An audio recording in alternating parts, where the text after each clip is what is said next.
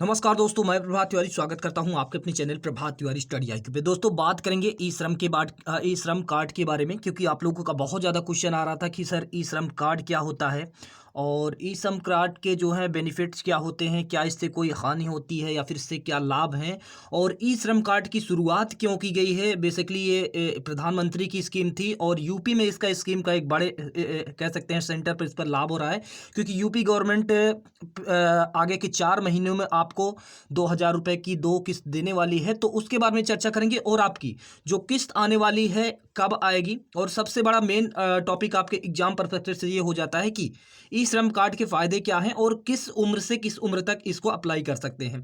Channel पर नए हैं तो प्लीज़ चैनल को सब्सक्राइब कर देना और बेल आइकन को दबा देना, जिससे आने वाली सभी वीडियोज़ का नोटिफिकेशन आप तक समय समय तक पहुंचता रहे।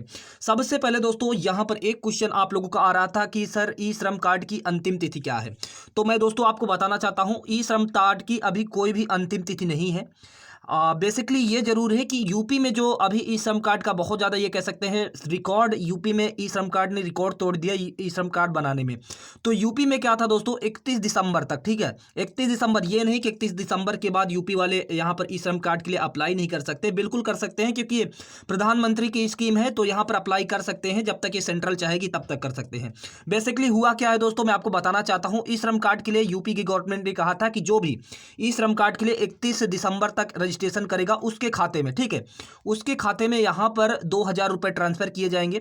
और एक बात यहाँ पर बताना चाहता हूँ, 2,000 रुपये जो ट्रांसफर किए जाएंगे ये आपके बेसिकली 2 किस्तों में ट्रांसफर किए जाएंगे।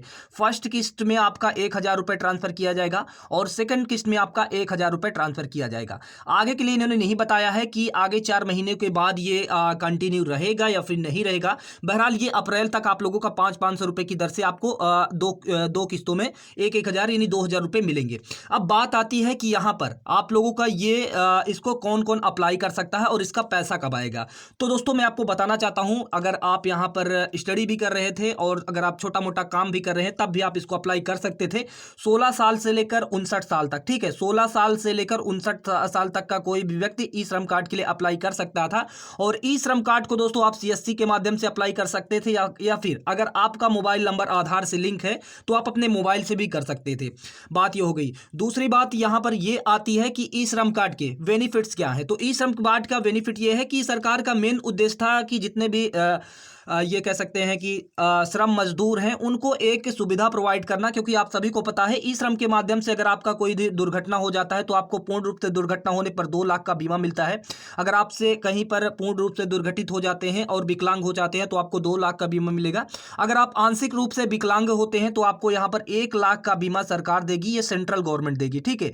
तो ये सेंट्रल गवर्नमेंट का हो जाता है कि सेंट्रल गवर्नमेंट आपको 2 लाख का बीमा देती है।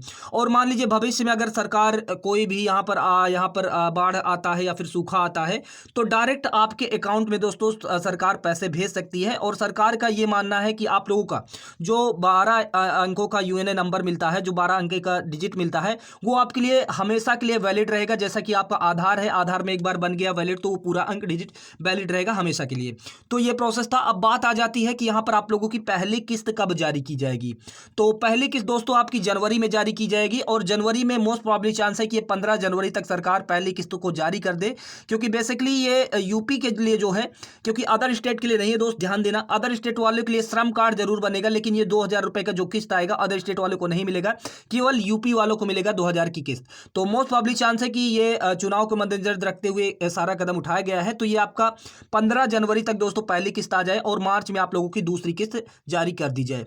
आई होप कि आप लोगों के सारे डाउट्स दूर हो गए होंगे और इसमें अगर आप स्टडी भी कर रहे हैं, अगर छोटा मोटा काम कर रहे हैं तो बिल्कुल आप अप्लाई कर सकते थे। और आप लोगों का जो भी क्वारीज कमेंट्स हो कमेंट सेक्शन में मेंशन कर देना। वीडियो पसंद है तो वीडियो को लाइक करना, चैनल पर नया है तो चैनल को सब्सक्राइब